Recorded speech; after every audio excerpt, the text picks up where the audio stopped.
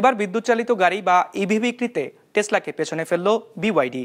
গত বছরে টেসলার চেয়ে প্রায় $10 বিলিয়ন বেশি আয় করেছে চীনা প্রতিষ্ঠানটি।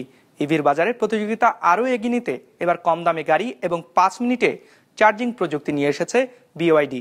ডেস্ক রিপোর্টে বিস্তারিত। 250-টিরও বেশি ডিজাইন অপশন নিয়ে ওয়ালটন স্মার্ট ফ্রিজ, বোঝে আপনার প্রয়োজন। বিশ্বজুড়ে বিদ্যুৎ চালিত গাড়ি বা ইভির ব্যবহার দ্রুত বাড়ছে। তুলনামূলক পরিবেশ বান্ধব হওয়ায় ইউরোপ আমেরিকায় ইভির বাজার এখন তুঙ্গে। অনেক দেশ পেট্রোল ও ডিজেল চালিত গাড়ি নিষিদ্ধ করার কথাও জানিয়েছে।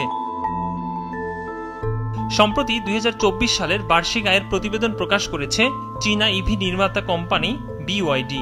এতে দেখা যায় গাড়ি বিক্রি থেকে তাদের আয় বেড়েছে 29%।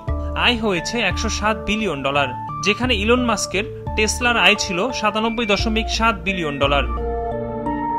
2024 সালে টেসলা ও বিওয়াইডির ইভি বিক্রির সংখ্যা ছিল প্রায় সমান। বছরটিতে টেসলা বিক্রি করেছে 17,60,000 ইউনিট, আর চীনা বিওয়াইডির বিক্রি ছিল 17,50,000।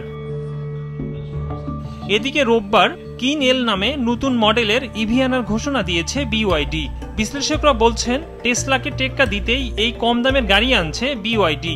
চীনে কিন এল নামের এই গাড়ির মূল্য ধরা হয়েছে 11,09,800 ইউয়ান, যেখানে টেসলার মডেল 3 গাড়ির দাম 23,05,000 ইউয়ান।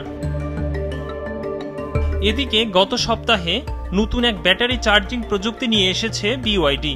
এই প্রযুক্তিতে 5 মিনিটের মধ্যে ইভি চার্জ করা যাবে, এমনটাই জানিয়েছেন বিওয়াইডির প্রতিষ্ঠাতা, যা চ্যালেঞ্জ ছুড়ে দিয়েছে টেসলার সুপারচার্জ সিস্টেমকে। টেসলার এই সিস্টেমে ইভি চার্জ করতে 15 মিনিট সময় লাগে।